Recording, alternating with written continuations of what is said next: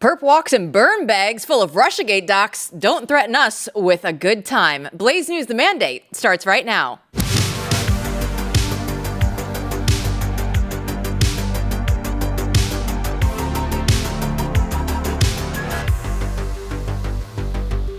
Welcome in, everyone. I'm Jill Savage, joined by Editor-in-Chief Matthew Peterson. I don't want to sound like a lib today, but are the floodgates going to open? Are the walls finally closing in on the Russiagate conspirators? DC politics editor Chris Bedford, what say you? I think it's like the walls are getting a lot more snug for these guys. And, the chances of a perp walk are increasing. Let's go. I've been asking for the perp walks on X, and Donald Trump actually might be taking note. Here's his answer to prosecuting, not protecting Hillary Clinton on Pod Force One. So, we had Hillary Clinton down to whatever we wanted to do with her, and I felt it was inappropriate. She's the wife of a president. She was a Secretary of State, and we could have done a very big number. Yeah. And I said, we don't want to be doing that. Let's, put it into the country and not the concept of putting her in jail, indicting her, all the things that you have to do. It's tough stuff. And I said, we don't want to do that. In fact, you remember I made speeches when I mentioned her name. They started lock her up. Yeah. And I said, no, this is after we won. We just won. And I said, because you wanted the country we have to heal. Get back to. We want to heal. And yet they did it to me. Yeah. So I feel differently. Oh, I feel differently now. Matt, do you feel a little differently now? Yeah, I think everyone feels a little differently about this. I mean, this is the kind of thing that in the past you would expect, sort of dignity of the office to be upheld by the next person coming. That was the mindset for a good number of decades. You know that someone did something, you pardon them, the country moves on, it does heal. There's two parties, but one citizenry, yada, yada. But after what we've seen and the way in which one party has behaved over and over again and is unrepentant about, these things do change. And I think Trump means what he's saying here.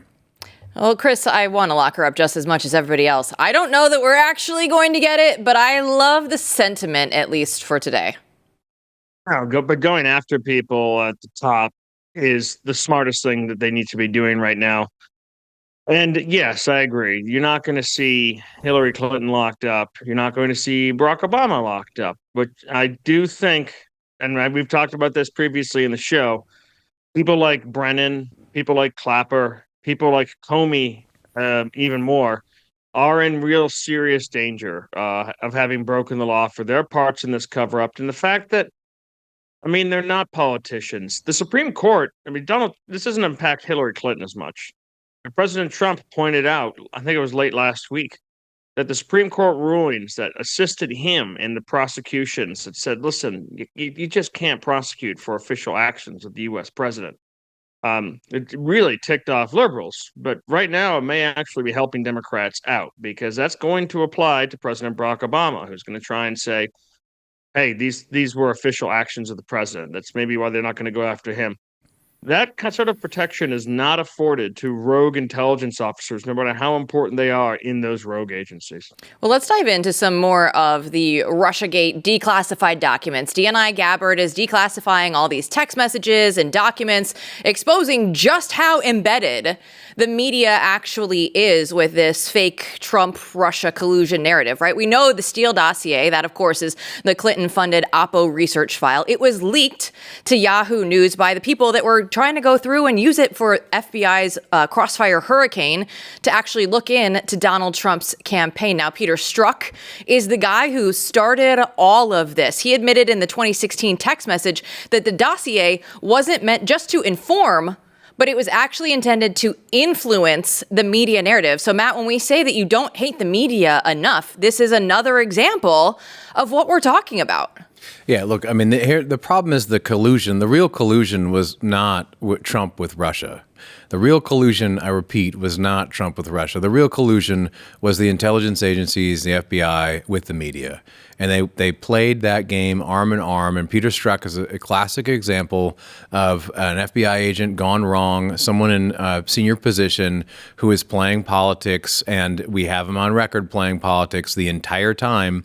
And the way that they do that is they go back and forth with the media to create the narratives they want. And, America's sick of it. We're sick of this. And Strzok is one of these guys who you really can't make up. I mean, the way that he looked in his hearing, remember the famous moment where he's, his head's bobbling and his eyes sort of bug out. I mean, these people are classic, villains really in every Hollywood movie about corrupt politicians. And you can just look at them and see there's something wrong here. But we have him on record over and over again being at the center of all this business. Yeah, and we see his text messages now trying to make sure that Michael Flynn, the investigation, they actually don't close the investigation. Let's go ahead and look at some of these text messages here. Strzok says, hey, if you haven't closed Razor, which is the Operation Razor, that's the name that's used for Michael Flynn, he says, don't do so yet. Somebody whose name has been redacted says, I have not closed it. It's still open. I'm still listed as the case manager. I had to actually double check. Strzok says, Razor still open. Then he goes into something like, hey, do you still want those chips and Oreos, which of course is all the important stuff here. And then the redacted person says, phew, yeah, that was amazing that it's still open. Anything that I can help with? And Strzok says, we just need to relay to him not to close Razor yet. So Chris, when we look at this, we see the weaponization of the FBI against all of their political opponents, right? It's not a theory anymore. We see the actual text messages that have come out and saying, okay, no, we want to make sure that this thing that we're looking into with Michael Flynn, we want to make sure that case stays open for right now. Yeah, and I'm really convinced that they were so certain and none of this was really going to come out in the end. They were pretty certain once Joe Biden became the president that they were safe. I mean, right now there's a back and forth going on about a declassified documents that President Trump declassified. My wife was tweeting about it earlier today. That the DOJ crawled back from declassification at the end of President Trump leaving the White House. And this was some of this Russiagate stuff that he was working to declassify. I actually have a theory we're trying to work on right now that's largely over what the raid on Mar-a-Lago was about. He declassified stuff. DOJ clawed it back for review, never sent the final emails even after the president sent the order. Joe Biden's president. Joe Biden's supposed to be president for 8 years. If not, maybe Kamala Harris does 4, and then she's the president for the next 4 years. By the time it's moved on, it's old news. Everyone can move on because all of this information was there. And one of the reasons they really wanted President Trump to not ever come back into office and to preferably be in prison was to make sure that he would not be able to uncover this literal proof that Brennan was lying, that Comey was lying, that Strzok was involved, that these text messages exist, that these meetings happened, that President Barack Obama gave the orders, because all of those records were real. Those are some of the things I suspect they were trying to really search for when they said, listen, there's all these pages of redacted information that we can't even tell you. It's so secret, but we know he has them because they're missing. And we want them back, and we're going to take them back. We're going to set up cameras. We're going to surveil. We're going to launch raids on Mar-a-Lago, and we're going to put him in prison with crimes that would make it bar him from being able to hold office ever again. And we're going to make sure that this stuff is never uncovered ever again. And guess what? They won, and they came back. And I'm not sure yet what the deal is with the burn bags, how routine that is, if these are copies, what's going on there. I haven't been able to see what's been inside of them yet, but we know that there's a ton in there that seriously and actually, in their own words, implicated these conspirators that undermined the entire last 4 years, like we were talking about last night, undermines the credibility of the entire media, which is why they're refusing to talk about it, just not even talk about it, because they are guilty of this. It's like you don't go in public and talk about your crimes. I get it. You're not supposed to. But they keep on returning to the scene of the crime. They did want to talk about everything that they did for so long, and now they're just being real quiet, now that these investigations have actually begun. And even more than his agenda at the end, his agenda that's pretty popular of deportations, his agenda of building the wall, his agenda of of changing NATO and changing U.S. foreign policy. Even more than that, I think it became a game of making sure he couldn't get back. It's kind of like, they say that Richard Nixon's big crime was in the cover-up, that's where the screw-ups that the Republicans made at that time were, and that's how they ended up getting him. Well, I think a lot of this stuff was their attempts to try and cover their tracks until it had been 8 years or 12 years, or they were praying longer, and no one ever actually went looking for this. The people who came in office just wanted to move on from this dark period of time and not actually deal with it. And they ended up kind of sealing their own fate in a lot of ways. But Chris, it's worse than them just staying silent on the matter. Actually, Peter Strzok went through and deleted all of his posts on X on Monday. Is this a coincidence, right? We see this. Okay, by the way, my name is being included in all these document dumps that are coming out. My text messages are going public. Oh, crap. I better delete everything off X before the entire, internet army can go figure out what I've been posting. And it didn't just stop there. John Kerry today, I saw this on X, John Kerry went and locked down his account as well. Now, there's already 3.1 million people that follow him. So 3.1 million people are already on the protected side of the tweets they can go through and see. But it's interesting, Matt, that this is the reaction of the leftists. Oh, you know what? You can't see anything that we're doing. No, please don't watch what we're doing. Yeah, it's kind of become a symbol these point days. Of clarity there. Well, Strzok did this on Monday. When we looked into this to try and report on those, because I saw that as well. I was like, it's John Kerry. It did turn out that he did lock his account quite a bit beforehand. He was sick of the game. And maybe Strzok should have done the same a long time ago as well. Oh, yeah. It's become a kind of symbol of like, I'm out. Right, I'm out. I'm shutting everything down. When you close your X account or you block everyone, we should all do this. It's kind of a symbol of I'm out. But you're right. Yeah, you're right. Chris is right. There's also a good side to that. You'll know the day that I hit my number when I'm completely off social media and I have someone else holding my phone. But this is with Strzok. It's and with Brennan in recent interviews as well. It is instructive that they're not just sitting around saying nah, that little look isn't there anymore. These guys are a little scared. It looks like they really are circling the wagons because they do have to be concerned.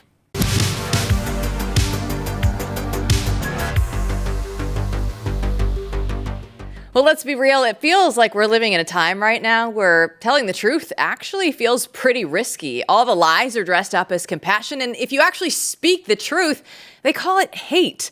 The media tries to sell it as tolerance, but we know better. At Blaze TV, we're not playing that game. We're going to tell the truth, even when it's uncomfortable, even when it's not popular, because staying silent is not an option.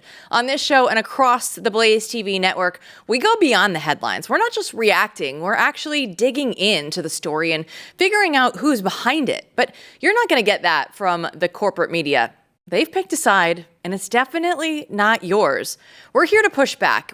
We have all the facts, all the conviction. It's not just about making content. For us, it's actually a mission. When you subscribe to Blaze TV, you're not just supporting conservative voices. You're standing with a movement that refuses to back down. And right now, it's $8 a month when you use the promo code BNT. It's $20 off a yearly plan. It breaks down to just 26 cents a day to support the truth. So go to blazetv.com/BNT and sign up today, because the truth matters and the people in power are working overtime to shut it down. All right, gentlemen, let's shift gears now, because Donald Trump, when we look at what he's been doing, he's been so busy, but he's going through and making sure that, his nominees actually get put in place. He's been urging the Senate to pick up the pace to confirm his judicial nominees. Let's go ahead and look at Senator Chuck Grassley and his reaction earlier today. The people in real America don't care about what the blue slip is, but in fact it impacts in their states the district judges who serve their communities and the U.S. attorneys who ensure the law and order is enforced. I was offended by what the president said, and I'm disappointed that it would result in personal insults. I mean, we look at the numbers right now. They have a backlog of about 250 Trump nominations, Chris. So what is the holdup? What are we looking at right now? I know, and I just went back through the executive calendar before the show started. I have it up in front of me, and the executive calendar includes people who've been passed out of the Judiciary Committee, out of Senator Grassley's committee, and are ready to be moved forward by the Senate. And the list, I think it was only 3 or so U.S. attorneys before. By the way, none of them have been confirmed. No U.S. attorneys that I've seen have been confirmed yet by the Senate, only appointed by Trump. And now you have these district judges just going completely rogue, these state judges saying, well, I guess we're in charge now. We get to decide who's our U.S. attorney. There's nowhere in the judicial authority that they get to actually do that job for the executive. Absolutely nowhere. But that's the authority they're trying to usurp with some made up previous ruling. I don't even know what they're trying to claim on that. That list has grown now. It's significantly bigger than 3 or so U.S. attorneys is pulling it through.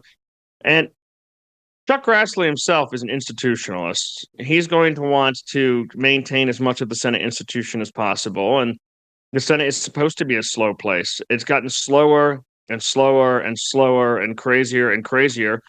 And that kind of intelligent previously tradition of home state senators can say no and pull a blue slip around the committee on judges and attorneys, et cetera, that are going to impact their state.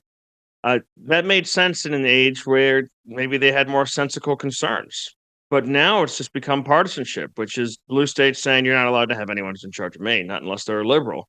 We're not going to have anyone who represents the only democratically elected person in the country, nationally democratically elected person in the country. That's just going to be us. And we don't want anyone who agrees with that person that the country voted for. And that's not going to work. So the Senate's got this back and forth because they are, in some places, very few places, but some places still jealous of the actual power that they wield. And one of them is advise and consent. So there was a meeting earlier this week where the White House and the Senate, John Thune's team, are going through different options they have. We've talked about the recess appointment option, which I think would be a great one. Like, just shut it down. Shut down the Senate for 10 days. Let President Trump actually appoint these people. Don't have anyone who comes and gavels in. Let them make these appointments and let them at least serve until January of 2027.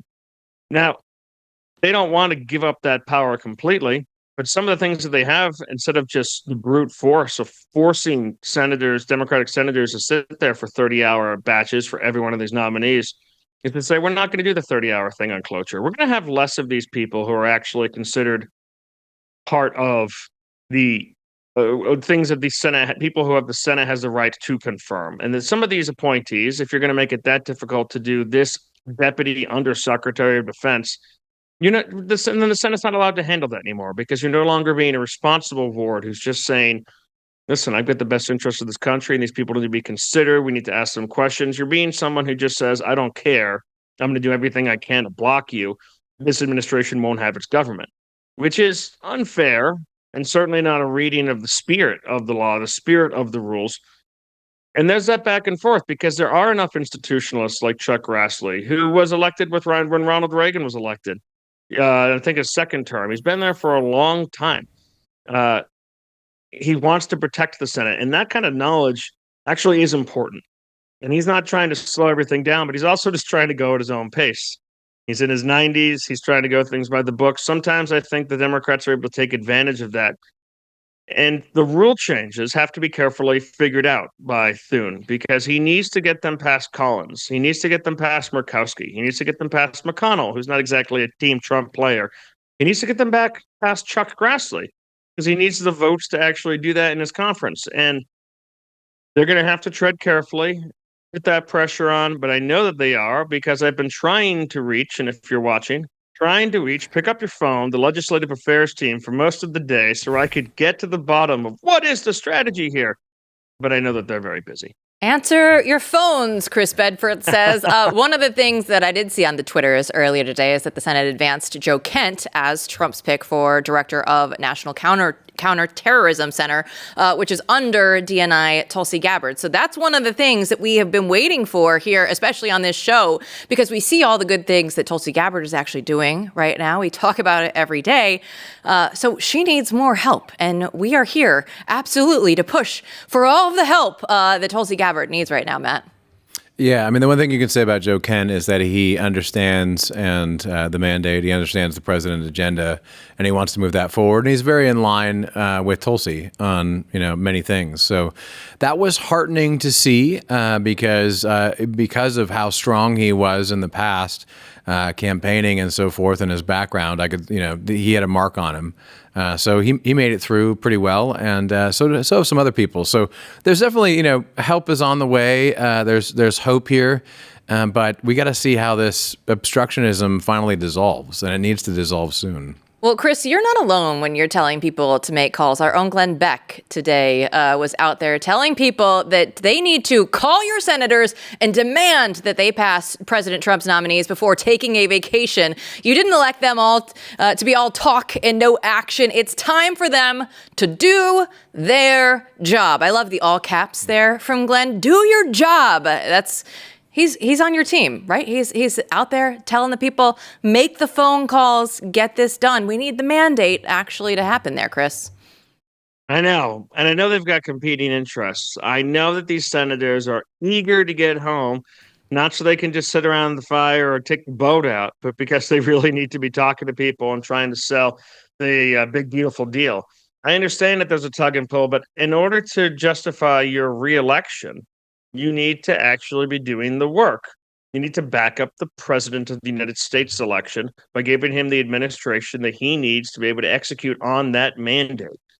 And that's that tug of war right now. And fortunately, Senator Thune seems to be sticking to it. At least I think he could go harder, but we do have to recognize that it's a slim majority, and an older, liberal-leaning Republican Senate means you can't do everything that you want. But right now they're pushing them a much harder, at least. And I mean, the committees are cranking. I'm going through some of these U.S. attorneys referred by Grassley's committee on 28th, Nicholas Chase to be North Dakota. Also reported by the committee from Grassley on the 28th, Kurt Elm of Montana to be United States Attorney. June 26th, they did Bart McKay Davis of Idaho, David Metcalf of Pennsylvania. They're starting to listen. So they are responding to pressure, but voters need to keep it up and let them know that this is important, and not just defending their legislation, but getting the government that the people voted for. Chris Bedford with a cat-free appearance on today's show. We appreciate it. Isn't it wild? It's been so peaceful. It's been so peaceful. We could hear you the whole time. Things are working as normal now, if that will only happen in the Senate. Yeah, wouldn't it be nice? Thanks so much, Chris. We'll see you tomorrow.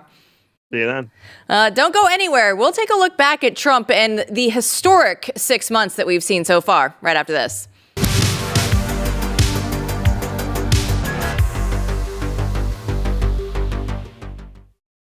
President Trump is 6 months into his second term, and many are calling it the most effective launch of any presidency in modern history. And we are happy to be joined by Ryan Williams. He's the president of the Claremont Institute. And we're going to break down just all of the things that Trump has done. He's reshaped the executive branch. We saw the shock and awe of executive orders that came out, right? And just the reset of priorities, Ryan. So what have you seen from Trump in this new administration in its first 6 months? Yeah, it's been a very effective blitzkrieg of executive orders.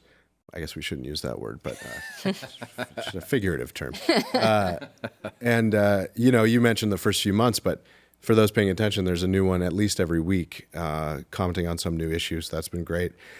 Trump has also experienced some holdover from his first administration and his judicial appointments. The Supreme Court has been pretty effective and friendly to the administration, especially on the issues that are important, like getting control of the executive branch.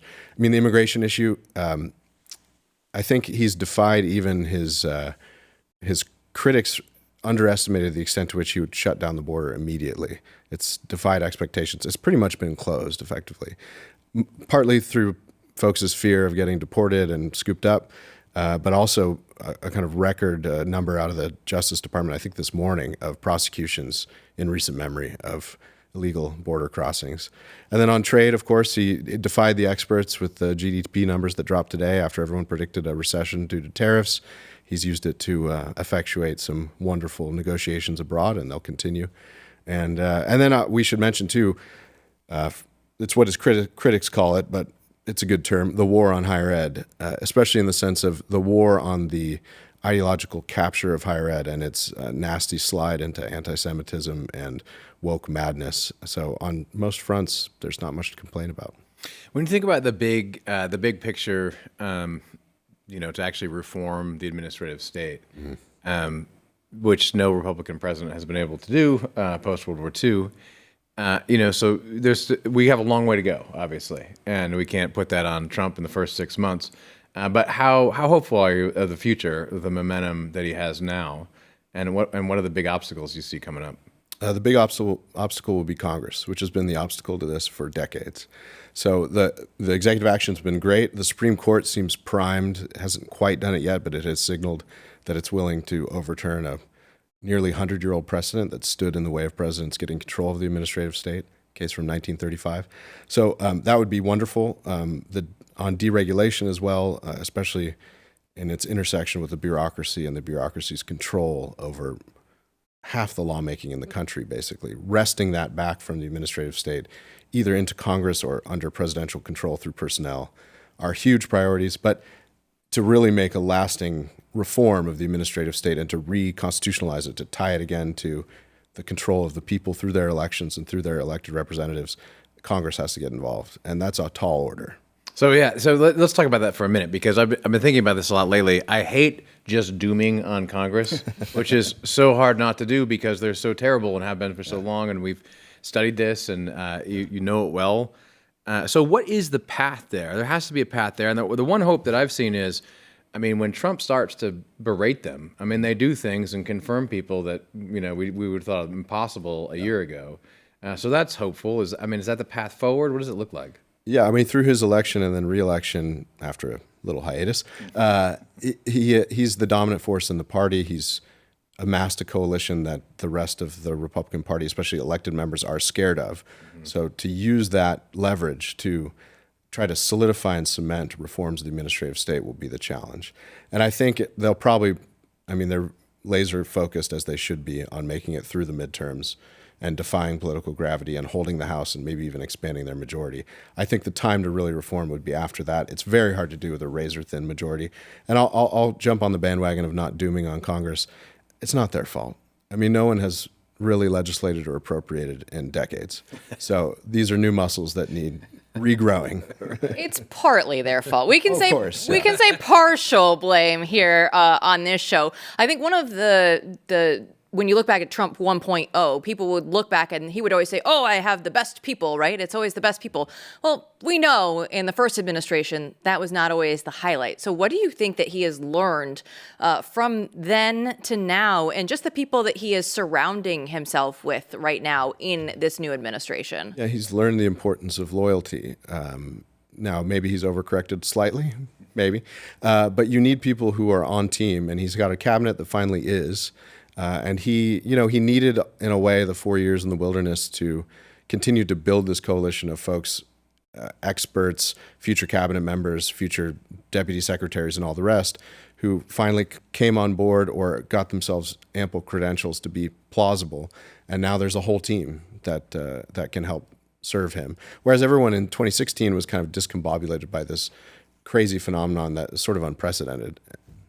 Well, I know that when we go to Washington, D.C., Matt and I will walk around the White House and we stop every, 10 steps or so because Matt's like, "Oh, this person's with the Claremont Institute as well. We go back to, all these years." And it's so great to see, one, just you're talking about people that are on team in the administration. The Claremont Institute they're fully involved in this administration. We've been teaching for a long time people who could fill these positions, and there's about 75 of them in the administration now, which is wonderful. And they're well equipped after our fellowship programs to restore constitutionalism. So, yeah, you can't throw a rock without hitting a Claremont fella. Just a couple recently confirmed. Earl Matthews, who was a Lincoln Fellow of ours a couple years back, is going to be counsel at the Department of Defense, and Elliot Geiser is going to be Assistant Attorney General. Elliot did our John Marshall Fellowship for Lawyers in our third or fourth year of it about 10 years ago. So, no, it's wonderful. It also helps, outside groups that are friendly with us. It's useful for us to help them do their jobs well when they need help. So it's a wonderful network of people who share the same goal, which is restoring our republic. Yeah, I mean, the astounding thing to me is the win of the Claremont Institute in this administration is real, and it's physical, tangible, like all those people are there. But nonetheless, we have to say they're all fighting battles, right? I mean, they're there to fight, and a lot of that fight is still going to be not just with the bureaucracy, but with people maybe who are a little slower to understand, a little bit more, normie Republicans, we could call them. And I sense that that network of people is greater than Claremont when we go there, but Claremont is certainly at the heart of it.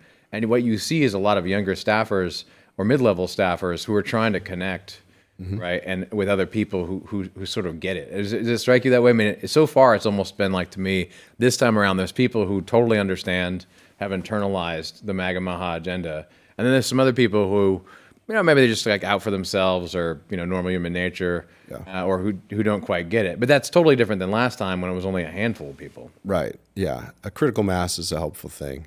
And you get the general impression, folks walking around D.C., I should mention our very friendly and basically familial organization in many ways, Hillsdale College. Anytime, I think I've heard this from people who are friends of ours or fellow travelers. They say every time I run into someone who gets it, they're either from Claremont or Hillsdale. So may 1,000 flowers bloom. I loved it on, what was it, last Friday? Glenn Elmers was here on the show, and I felt like I could charge and take the hill after listening to Glenn talk, because he's like, we need to go through and we need to take every single day that we have, because we only have 3.5 years left of this, and you have to be pushing forward every single day. And that's what I want to hear from people that are advising the administration, in the administration, because this is a serious time that we are facing right now. Yeah, it's a Sisyphean task in many ways, but you win your small battles every day, and they start to accumulate. And so that's really the strategy. Never let up. And before Glenn, we had a man named R.J. Pistrito who came on, who you know well, to talk about that very court case and how to actually roll back the administrative state. He seemed rather hopeful as well, and it sounds like you are too, about the Supreme Court potentially reversing a very bad precedent and allowing the president to actually fire people. Yeah, the modern administrative state really was born with that court case in 1935. So it's not that old, but it's not young either. And so that would be a sea change. And people who study administrative law like RJ have seen a lot of signs that the court's just waiting for the right case. And Russ Vogt at OMB has been on this trail for a long time. Russ, another Lincoln alum of the Claremont Institute, served in the first administration and now in the second. So there's some accumulated experience there, and they've learned from their mistakes the first time around. So what do you think that conservatives should be focusing on right now, right? We've learned so many things. So where is that point to really be pressing forward right now?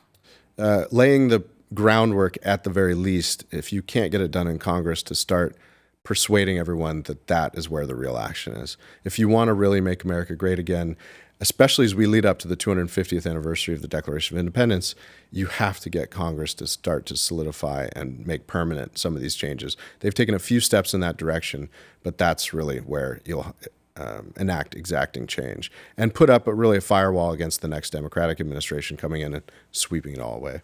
Speaking of the 250th anniversary, that's near and dear to the Claremont Institute's heart, obviously. Yeah. Do you guys have anything planned? Yeah, there's a big spring conference in the works, maybe working with the White House, we'll see, just to present, given our strengths and our teaching over the years, our real value add is to convince everyone, even on the center and the left, or really the center and the center right, that these aggressive moves on the administrative state and the control of the bureaucracy is not some sort of monarchical coup. It's not unprecedented. It's really as American as apple pie. And to get back to it is really to restore control of the government to the people. And so in that sense, it's we've been living under this modern way of doing government for a century. So it's shocking to a lot of people to overturn it, and they doom and gloom and all the rest. But it should be a positive case that we're returning to something great. And that's, I hope, what America 250 will do. Well, I'm looking forward myself to the Lincoln Fellowship coming up and the Marshall Fellowship. I'll be out there reporting from those fellowships, interviewing a few people from the Claremont Institute Fellowships, and we'll be happy to bring that to everyone out there. Yeah, Ryan, if people want to learn more about the Claremont Institute, where should they go? www.claremont.org. They keep it simple. It's they're smart people, but they make it all so simple because that's the smart thing to do. Ryan Williams, thanks so much. Thanks, y'all. Don't go anywhere. We'll be back with your replies right after this.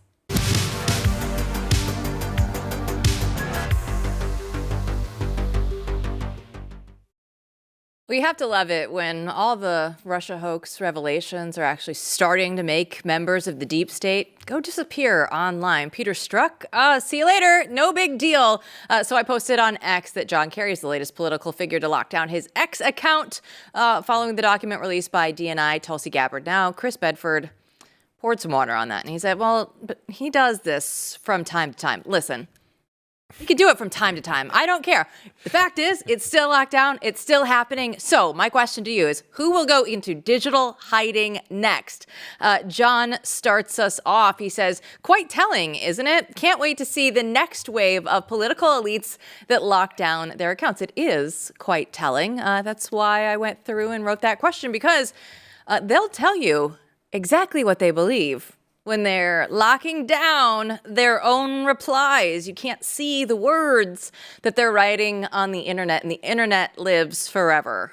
Yeah, this is a guy who wanted to go out in the press. He wanted to influence the press. He said that the dossier is about influence, not informing people. So he's all about influencing the press from behind the scenes, and then he becomes some kind of a figure, so the lefties defend him, even though he's a reprehensible figure and he's done terrible things. And he wants to go out there and talk and yada, yada, yada. But all that stops as soon as the threat, right, the legal threat of actual prosecution comes into play.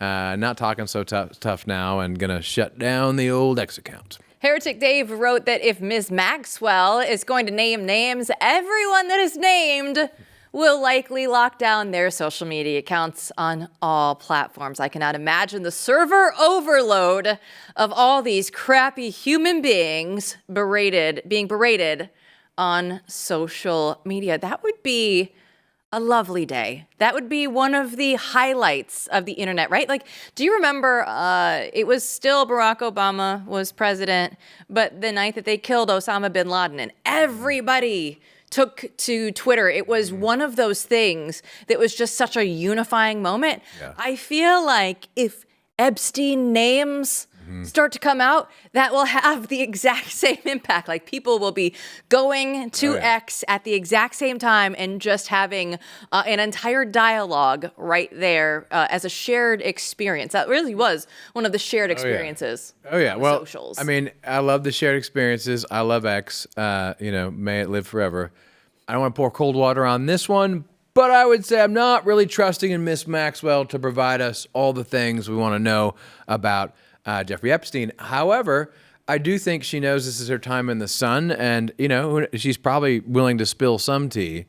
So everyone is going to be glued to the screen when she speaks. Listen, I want to believe that she answered all the questions when she was hauled out in front of them. What was that, last week, this week? All the days are running together, but they were saying she answered everything. So I'm like, all right. So you're saying there's a chance. Let's go ahead and get to I Love America News, who rounds us out. It says, nice, the employee of the month. And of course, it's a picture of Tulsi Gabbard. And I think that's where we should just jump off, because we are looking at what Tulsi Gabbard is doing at DNI. None of this would be possible if you didn't have somebody that actually believes in the mission, has a group of people that are willing to fight with her, because we've never seen anything like this, like what Gabbard is getting done right now. We talked about we need to go through and confirm Joe Kent in the Senate. We're one step closer to doing that. But these are the people right now that are in the administration that are actually fighting for all of us. Yeah, and we have to take a step back and realize. I mean, I wouldn't say we're spoiled, but we're used to all of a sudden an incredible momentum that this administration has. It's moving very fast. You have a lot of very good people involved, and you have very real wins. Things that you just wouldn't have expected, you didn't think were possible. Those things have been happening now for a while. I wouldn't call it spoiled though, because we have a job to do. We know, and there's a lot more that we want. So when it comes to Tulsi, here's someone who is using her position, which is to be at the center of all the information, in leveraging the power that she has. She doesn't have the power to go, command a lot of stuff to happen. She has the power over information. And so this is someone who's been very impressive to watch in terms of quietly, consistently looking for the right people, putting them in place, and then having a plan and then executing on that plan over time. And that's why she's Employee of the Month, right? That's why she's successful. And she's going to continue to be successful because she's fearless and she doesn't care. And there are other people in the administration doing the same thing. So just think of Stephen Miller just beating that drum, not stopping, looking for, any area in the administration where it doesn't correspond to what the MAGA strategy ought to be on immigration. And so you see win after win after win. On the legal side, I hope we'll have some guests on this week or next to talk about. On the legal side, they have won a lot. They have brought in and confirmed a record amount of people, record amount of time, but there's still more to go. Just like there's still more confirmations to actually solidify, there's still a lot of constructive stuff that needs to happen. And so as Ryan Williams said a little early on the show, we're not going to doom on Congress. I mean, that's my new line. We're not going to give up on Congress. Now the task before us is, as impossible as it sounds, how do we reform Congress? Well, that starts with getting the right candidates in there, and we're going to be bringing you a number of candidates from around the country who are, running for seats in which there were Republicans who really didn't get it.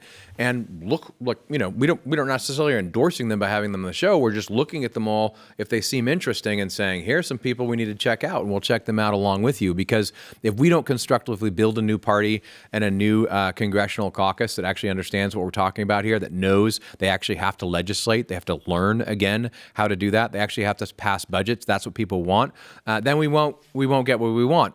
But just as it was not impossible for Trump to win again, just as it wasn't impossible to take over the executive branch and put a number of remarkable people into place, so it is not impossible to reform Congress.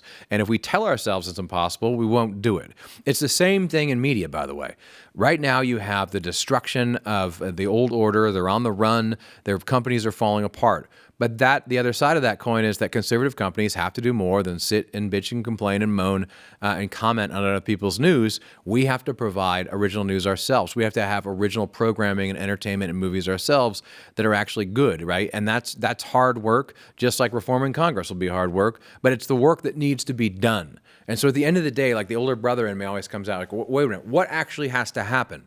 And you see that no matter how impossible it looks, and you say, all right, well, I'm going to figure out how to do that. And there's always a way. There always is a way, especially when the door is open. You have to go through and bust that down. I do want to go back to something when we had Steve Baker on the show last week. He was talking about Tulsi Gabbard and the Epstein, is she doing this to try and cover up all the Epstein stuff? And Steve came on our show and said, no, this actually has nothing to do with the timing of Epstein. And he even went on to say that people around Gabbard, were like, oh, I wish that she would be more political. But she's not even looking at that, right? It was a Friday afternoon news dump, which is not what you would do in media. If you want the maximum impact, you actually would wait until the next news cycle would start on Monday to go through and release that. But basically what's happening right now is they're going through and they're making sure that they're getting all of these documents out, and she's promising even more. And this is just the first of that director's initiative group, right? Donald Trump has talked about it. She's talked about it at a cabinet meeting very early on in the administration where Donald Trump said, hey, I want you to look into all these things. Come back with what you find. And this is the very beginning of all of that. Yeah, and look, it starts with Trump saying, like, I want you to go do this, right? And then you need someone who actually can execute and go do it. Just like he said, I want an actual select, not the unselect committee on January 6th. We want a real committee on January 6th. He hasn't given up on that. He made that order. Barry Loudermilk's apparently going to head that up. That's going to be great. Steve has talked about that on the show, Baker. But here you have someone who, exactly right. I mean, what we're learning about Tulsi is that she methodically develops a plan, brings together very serious people, and then executes on the plan. And she's not thinking about, media and all these other things. She's not looking for her next media hit. She is, this is how you know it wasn't a distraction from Epstein, right? It's what Baker said the other day. This is like 100+ page report, right? That comes along with other things that are released in a sequence. You didn't just put that together the night before. No. You weren't writing the term paper the night before. This is something that took a long time to put together, is on a schedule. They have a number of issues that they're going to cover, and they will just, put this out. That is what you need, because then you are driving the news cycle based on the work you're actually doing, because you're actually doing work and not just trying to get on TV. Well, and we can go through, and it was something that we all knew, right? That we talked about earlier with Chris Bedford. You don't hate the media enough. Even if you think you do, you can see now how the intelligence agencies and the media all got together.